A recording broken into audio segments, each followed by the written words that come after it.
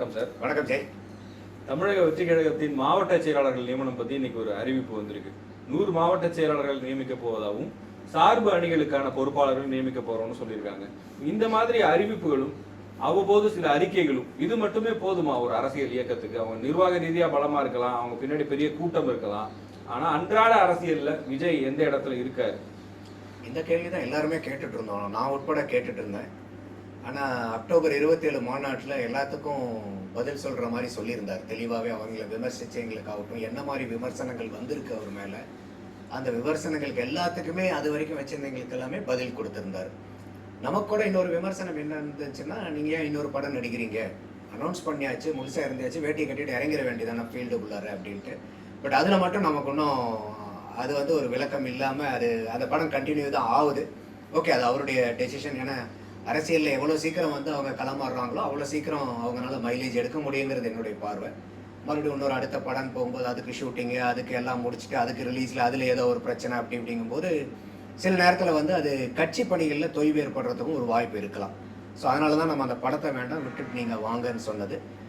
But அந்த மாநாடு முடிஞ்சதுக்கப்புறம் கூட அந்த மாநாட்டினால எல்லாத்துக்குமே அவர் மேலே ஒரு திருப்திகரமான பேச்சாக இருந்துச்சு.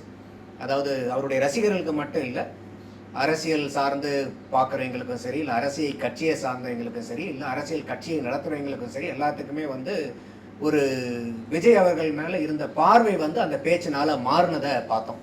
பரவாயில்ல, Vijay is having a very good understanding about politics and public இஷ்யூஸுங்கிறது.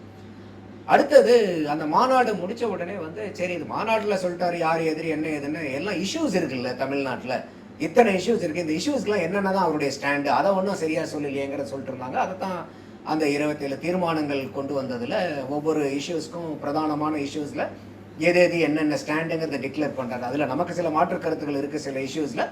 But இருந்தாலும் அவர் அந்த இஷ்யூஸ்க்கு தகுந்த மாதிரி ஒரு ஸ்டாண்டை டிக்ளேர் பண்ணுறாரு. அப்போ என்ன ஆகுதுன்னா, அது வரைக்கும் அவங்களுடைய கட்சி ஆட்கள் போய் அவங்க தொகுதியில் ஒரு அரசியல் பண்ணும்போது, சரி உங்களுக்கு இதுக்கு என்ன நிலைப்பாடு, அதுக்கு என்ன நிலைப்பாடுன்னு கேட்கும்போது தலைவர் ஒன்று சொல்லாமல் இவங்க போய் சொல்ல முடியாது. இப்படியே இருக்கலாம் அப்படியே இருக்கலாங்கிற மாதிரி தான் கொஞ்சம் மென்று முழுங்கிட்டு இருந்திருக்கிறதுக்கு வாய்ப்பு இருந்திருக்கு. பட் இவர் அதில் எல்லாமே வெட்ட வெளிச்சமாக அந்த முக்கியமான பிரச்சனைகளுக்கெல்லாம் என்னுடைய ஸ்டாண்டு இதுதான் அப்படின்னு சொன்னதுக்கப்புறம் அந்த ஸ்டாண்டை மக்கள்கிட்ட கொண்டு போய் பேசுறதுக்கு அவங்க கட்சிக்கு எதுவாக இருந்துச்சு. அடுத்தது சரி, இப்போ சினிமா ஷூட்டிங் தான் போக போறாரு அப்படிங்கிற பட்சத்தில் இன்னைக்கு கட்டமைப்பில் கவனம் செலுத்த ஆரம்பிச்சிருக்காரு. இதுதான் முக்கியமான காலகட்டம் விஜய் அவர்களுக்குன்னு நான் பார்க்குறேன். என்ன காரணம்னா, இன்னைக்கு நீங்கள் 100 மாவட்ட செயலாளர்கள் போட போறீங்க. அப்போ 100 மாவட்ட செயலாளர் இருக்கும்போது யாரை போட போறீங்கிற கேள்வி வரும். ஏன்னா விஜய் மக்கள் இயக்கம் ஆரம்பிச்சதுலேருந்து இன்னைக்கு மாநாட்டுக்கு ஆளை கூட்டிட்டு வந்ததுலேருந்து பெருவாரியாக கொஞ்சம் செலவு பண்ண ஆளுங்க நிறையா இருப்பாங்க, அவர் கூட பயணிச்ச ஆளுங்க நிறையா இருப்பாங்க. ஆனால் இன்னைக்கு மாவட்ட செயலாளர்கள் எல்லாரும் ஒரு கனவுல இருப்பாங்க. ஏன்னா அந்த தாவேக்காவை பொறுத்த வரைக்கும் அதிகாரப்பூர்வமான அறிவிப்புங்கிறது லிமிட்டட் நம்பர் ஆஃப் பீப்புள் தான். அந்த 5 பேர் ரெஜிஸ்ட்ரேஷன் தலைவர், பொருளாளர், செயலாளர், அமைப்பு செயலாளர், கொள்கை பரப்பு செயலாளர், அந்த 5 பேர், அப்புறம் செயற்கைணிக்கு 5 பேர். மீதி யாருமே அதிகாரப்பூர்வமாக எல்லாருமே தற்காலிக பொறுப்பாளர்கள் தான் இருந்துட்டு இருந்த நேரத்தில் இப்போ இந்த 100 பேர்த்த மாவட்ட செயலாளர்கள்னா அதிகாரப்பூர்வமாக அறிவிக்க வேண்டிய அந்த கட்டாயம் வந்துருச்சு. இது கூடிய விரைவில் பண்ணணும். விஜய் அந்த கட்டாயத்தை எதிர்பார்த்து, ஏன்னா அது அவங்கள அந்த ரீஜனல் லீடர்ஸை நீங்கள் போட்டிங்கன்னா தான் அவங்க பார்ட்டியை மல்டிபிள் ஃபோல்ஸாக அவங்களால வளர்த்த முடியும். ஏன்னா இப்போ ஒரு மொமெண்டம் இருக்குது இந்த மாநாட்டுக்கு அப்புறம், இந்த தீர்மானத்துக்கு அப்புறம் ஒரு மொமெண்டம் இருக்குது. எல்லாருமே இன்னைக்கு எப்பயுமே திமுக யார் பேசுறதுக்கும் ஒரு விமர்சனத்துக்கு பதில் சொல்ல மாட்டாங்க.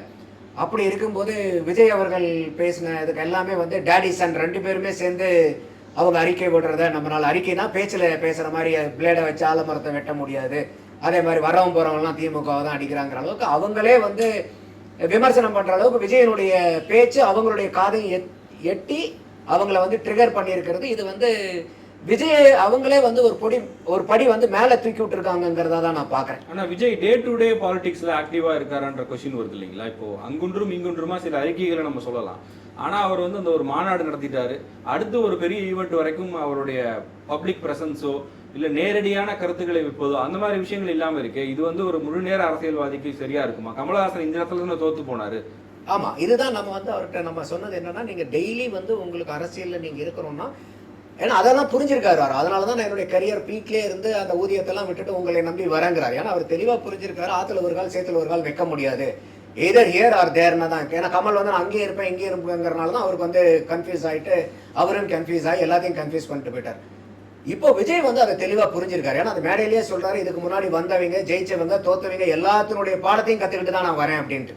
ஸோ அப்போல்லாம் வந்து எல்லாத்தினுடைய சக்ஸஸ் ஃபேக்டர்ஸும் அவருக்கு தெரியுது, எல்லாத்தினுடைய ஃபெயிலியர் ரீசன்ஸும் எதனாலங்கிறது அவருக்கு தெரிஞ்சு வச்சிருக்காருங்கிறது தான் சொல்றாரு. அதனால தான் நானே என்ன விமர்சனமாக வைக்கிறேன்னா, இப்போ கூட எனக்கு விமர்சனம்னா அந்த படத்தை இருக்கிறத நீங்கள் எவ்வளோ சீக்கிரம் வரீங்களோ அதுதான் முக்கியம். ஏன்னா இன்னைக்கு விஜய் வந்து எல்லா வீட்டுக்கும் போய் சேர்ந்துட்டார். அது வந்து போய் சேரணுங்கிறது சினிமாவில் இருக்கும்போதே போய் சேர்ந்துட்டார். அவர் வந்து ஒரு வீட்டுக்குள்ளார போய் சேரணுங்கிற அவசியம் இல்லை இனிமேல். ஆனால் விஜய்க்கு இருக்கக்கூடிய இன்னொரு கடமையை நான் என்ன பார்க்குறேன்னா, உங்கள் கட்சியில் இருக்கக்கூடிய 2ஆம் கட்டம் 3ஆம் கட்டம் அந்த அந்த வீதியில் இருக்கக்கூடிய ஆளுங்க அந்த பூத் ஏஜென்ட்டுக்கு முதல் கொண்டு அவர்களையும் நீங்க எந்தெந்த வீட்டுக்கெல்லாம் போய் சேர்ந்தீங்களோ அந்தந்த வீட்டுக்கெல்லாம் இவங்களை கொண்டு போய் சேர்த்த வேண்டிய பெரும் பொறுப்பு விஜய்க்கு இருக்கு. அப்ப அதனாலதான் வந்து இப்ப அந்த கட்டமைப்பை வந்து கவனிக்கிறார். அப்ப இன்னைக்கு 100 பேர் மாவட்ட செயலாளர் இருக்கிறது வந்து ஒரு எக்ஸ்ட்ராடினரி நம்பர் தான். ஏன்னா 234 தொகுதியிலும் போது 100 பேருங்கிறது சற்றேறக்குரிய 2.2 2.3 சம்திங் ஒரு தொகுதிக்கு வந்து ஒரு மாவட்ட செயலாளர் அளவுக்கு வருது. திமுகவும் இதே ஸ்ட்ராட்டஜி தான் போறாங்க. அதே மாதிரி சார்பணி வந்து இன்னைக்கு 28 சார்பணி அமைக்க போறாங்க. இன்னைக்கு திமுக இன்னைக்கு இருக்கிறது 23 சார்பணி தான் இருக்கு, அண்ணா திமுக 18 சார்பணி தான் இருக்கு. அப்போ இந்த இடத்துல என்ன சேலஞ்ச் வரும் அப்படின்னு நான் பாக்குறேன்னு கேட்டீங்கன்னாக்கா, இன்னைக்கு நான் முதல்ல பேசிட்டு இருந்த மாதிரி நம்ம இனிமே இதுவரைக்கும் பயணிச்ச மக்கள் விஜய் நற்பணி இயக்கத்தில் இருந்தவங்க எல்லாருமே ஒரு கனவுல இருப்பாங்க, எதிர்பார்ப்புல இருப்பாங்க. ஏன்னா எல்லாத்துக்குமே இன்னைக்கு விஜயனுடைய மாநாடு எல்லாத்துக்குமே எதிர்பார்ப்பு ஏற்படுத்திருச்சு. அப்ப அந்த கட்சியில் இருக்கக்கூடிய ஒவ்வொருத்தரும் பதவி கிடைக்கும் கிடைக்கும் கிடைக்கணும்னு ஒரு ஆர்வத்துல இருப்பாங்க. அப்ப இப்பதான் வந்து ரியல் கேம் விஜய்க்கு ஸ்டார்ட் ஆகுது. அப்ப இப்ப யார் அந்த இடத்துல வைக்கிறது, யாரை வந்து வேற போஸ்ட்ல வைக்கிறது போது இங்க வந்து கொஞ்சம் நெருடல்கள், சில மனக்கசப்புகள், சில எதிர்கருத்துக்கள் எல்லாம் வர்றதுக்கு வாய்ப்பு இருக்கு. இதை வந்து விஜய் அவர்களும் அவரை சார்ந்தவங்களும் ரொம்ப கவனமா கையாளணும். ஏன்னா இன்னைக்கு வேற சில கட்சிகள்ல வந்து அந்த உட்கட்சி பூசலை எவ்வளவு தூரம் வெடிக்க வச்சு, ஏன்னா இது அதுவா வெடிக்குதா இல்ல உள்ளார இருந்து வெடிக்க வைக்கிறாங்களா பெரிய கட்சிங்கிறது நமக்கு தெரியாது. இது வந்து விஜய் அவர்கள் இதுல வந்து ரொம்ப சூதானமா இருக்கணும். ஏன்னா உங்க கட்சியில வந்து யாருக்காவது வந்து ஒரு முரண் ஏற்படும் போது ஒரு டிசப்பாயின்மெண்ட் ஏற்படும். ஏன்னா பெரிய கனவுல இருந்திருப்பாங்க இல்லையா ஒவ்வொருத்தரும். அப்ப அவங்க எல்லாம் வந்து இன்னைக்கு ஏமாற்றம் அடைகிறதுக்கு வாய்ப்பு இருக்கு. அவங்கள வந்து வெளியே மற்ற உங்களுடைய எதிர்கட்சியா நீங்க நினைக்கிறவங்க வந்து இவங்களை தூண்டி விட்டு உங்களுக்கு எதிராக வந்து காய் நகர்த்துறதுக்கு வாய்ப்பு இருக்கு. அதுக்கெல்லாம் இடம் கொடுத்துடாம அவர்களுடைய தொண்டர்கள் ஆகட்டும் இல்ல விஜய் அவர்கள் கீழே இருக்கக்கூடிய 2ஆம் கட்ட தலைவர்கள் ஆகட்டும் ரொம்ப கண்ணும் கருத்துமா இதுல இருக்கணும். அதை நான் வந்து ரொம்ப ரொம்ப அவங்க எச்சரிக்கையா இருக்கணுங்கிறத என்னுடைய பார்வையா வைக்கிறேன். அடுத்தது இன்னைக்கு அந்த பூத் கமிட்டி ஆல்மோஸ்ட் வந்து பாத்தீங்கன்னா 60,000 பூத் கமிட்டிக்கு மேல இருக்கு. அப்ப இன்னைக்கு வந்து ஒரு பூத்துக்கு குறைஞ்சபட்சம் ஒரு 10 பேர்னாச்சுக்கு வேணும். ஏன்னா இது பூத் கமிட்டிங்கிறீங்க வெறும் வீட்டுக்கு வீடு அவருடைய ரசிகர்கள் இருக்காங்க. ஆனா பூத் கமிட்டி ஏஜென்ட்ங்கிறது வந்து நீங்க இப்ப எல்லாருமே பார்க்கும்போது ஒரு ரசிகரா இருப்பாங்க எல்லாருமே. ஆனா அந்த ரசிகன் வந்து அடுத்த ஆள் கிட்ட போயிட்டு எங்க ஆள் வந்து கட்சி ஆரம்பிச்சிருக்காரு, எங்களுடைய கொள்கை இதுதான், கோட்பாடு இதுதான், அவருக்காக நீங்க ஓட்டு போடுன்னு சொல்லணும்ல. இப்போ ஒரு ரசிகனா இருக்கிறவங்க ஓட்டு போடுறான்னு வச்சுங்க. இல்ல மத்த கட்சிகளுக்கு நீங்க சொல்ற பிரச்சனை இருக்கும், ஒரு தெருவுல இருக்க எல்லாரையும் போய் அழைச்சிட்டு வரணும் அப்படிங்கிறது. ஆனா இங்க ஒவ்வொரு வீட்லயே இருக்காங்களே, அப்பா வந்து ஓட்டு போட்டுருங்க, அம்மாவை கூட்டு போய் ஓட்டு போட வச்சிருவாரு, அண்ணன் தம்பின்னு சொல்லி ஒவ்வொரு ஃபேமிலிலயும் ஒவ்வொரு விஜய் ஃபேன் இருக்காங்கன்றது அவங்க தரப்பு நம்புற ஒரு ஸ்ட்ராங்கான விஷயமா இருக்கு. எங்களுக்கு இப்படி ஒரு கட்டமைப்பே தேவையில்லை, வீட்டுக்குள்ள வந்துட்டாரு விஜய். இல்ல அதான் சொன்னேன், விஜய் வீட்டுக்குள்ளார வந்தா போதாது, அந்த பகுதியில் இருக்கக்கூடிய விஜய் கட்சியினுடைய ஆட்கள் ஒவ்வொரு வீட்டுக்குள்ளாரையும் போய் சேரணும். அப்ப இன்னைக்கு வந்து ஒரு வீதி இருக்குன்னாக்கா இந்த வீதியில வந்து இன்னைக்கு தமிழக வெற்றி கழகத்தினுடைய நிர்வாகிகள் இந்த வீதியில யார் யாருங்கன்னா ஒவ்வொரு வீதியில இருக்கிறவங்களும் அந்த வீட்டுல இருக்கிறவங்களும் சொல்ல தெரியணும். அந்த அளவுக்கு இந்த நிர்வாகிகள் அங்க போய் சேர்ந்துருக்கணும். இல்லைன்னா எல்லாரும் ரசிப்பாங்க, ரசிச்சுட்டு அவங்க மட்டும் இப்போ ஓட்டு போடுவாங்க, மற்ற ஓட்டை கன்வெர்ட் பண்ண முடியாம போயிடும். அப்ப யாராவது வந்து விஜய் வந்து எங்கால் வந்து எல்லாத்துக்கும் தெரியும் அப்படின்னா, அதான் ஆரம்பத்துல நான் சொன்னேன், விஜய் எல்லாத்துக்கும் தெரியும், அங்க இருக்கக்கூடிய கட்சி நிர்வாகிகளை தெரியுமா? ஏன்னா விஜயை மட்டும் நம்பி ஓட்டு போடுறதுங்கிறது வந்து ஒரு சதவீதம் வரும். ஆனா அந்த விஜயின் அது மேல இருக்கக்கூடிய நம்பிக்கையும் தாண்டி ஓகே விஜய் இங்க வச்சிருக்கக்கூடிய கட்சி நிர்வாகிகளும் தகுதி வாய்ந்த ஆட்கள் தான், அவங்களும் இங்க வந்து ஒரு நல்லபடியான ஒரு மக்கள் நல அரசியலை செய்யறாங்க, மற்ற கட்சிகள் மாதிரி இல்லாம இவங்க வந்து ஒரு வித்தியாசப்பட்டு இருக்காங்க, எனக்கு ஒரு பிரச்சனைனா இன்னைக்கு அவங்களை அணுக முடியும், யாருன்னு தெரியும், யார் என்ன ஏதுன்னு சொன்னா அடுத்த நிமிஷம் வந்து நம்ம வீட்டில் இருக்கக்கூடிய பிரச்சனையை தீர்க்கறதுக்கு, நம்ம தெருவில் இருக்கக்கூடிய பிரச்சனையை தீர்க்கறதுக்கு சரியான ஆட்களை தான் விஜய் கட்சியில நிர்வகிக்க வச்சிருக்காங்க அப்படிங்கிற அந்த ஒரு நம்பிக்கை ஏற்பட்டாதான் அந்த வீட்டு ஓட்டு மொத்தமா மாறும். இல்லைன்னா ஒரு வீட்டுக்கு சராசரியா 4 பேர் இருந்தாங்கன்னா ஒரு ஓட்டு மட்டும் வாங்கி நீங்க என்ன பிரயோஜனம்? அதுல சில பேருக்கு வந்து ஓட்டு வயசு கூட எட்டலன்னா, விஜய் ரசிகர்களா இருக்கிறவங்க வீட்டு சின்ன வயசுல இருக்கிறவங்க இருக்காங்க, அந்த மாதிரி ஒரு ஓட்டு போடக்கூடிய வயசு கூட அவருக்கு வரலன்னா அப்புறம் அது மொத்தமா வேஸ்டா போயிடும். அதான் சொல்றேன், இந்த கட்டமைப்பு ரொம்ப முக்கியம். ஏன்னா இன்னைக்கு வரைக்கும் அதிமுகவும் திமுகவும் எவ்வளவுதான் அவங்க கட்சிக்கு மேல விமர்சனங்கள், ஆட்சியின் மேல வந்து மக்களுக்கு எவ்வளவுதான் அவநம்பிக்கை வந்தாலும் தொடர்ந்து ஒருத்தர் மாத்தி ஒருத்தர் ஜெயிச்சிட்டு இருக்கக்கூடியதுக்கு காரணம் என்னன்னா அவங்க கட்சி கொள்கை கோட்பாடெல்லாம் இல்லை, கட்டமைப்பு ஸ்ட்ராங்கா இருக்காங்க. அப்ப இவங்க விஜய் கட்சியில் இருக்கிறவங்க வந்து இல்ல தலைவரே போதும், விஜய் எல்லாத்துக்கும் தெரியாதா, நமக்கு கட்டமைப்பே தேவையில்லைன்னா அதை விட ஒரு மோசமான நிலைமை அரசியல் புரிதல் வேற எதுவுமே வேண்டியதில்லை. அப்ப அதனாலதான் நான் சொன்னேன், இன்னைக்கு விஜய் ஒவ்வொரு வீட்டுக்கும் போய் சேர்ந்த மாதிரி அவருடைய கட்சியினுடைய நிர்வாகிகளை கொண்டு போய் சேர்த்த வேண்டிய கடமையும் பொறுப்பும் விஜய் அவர்களுக்கு இருக்கு.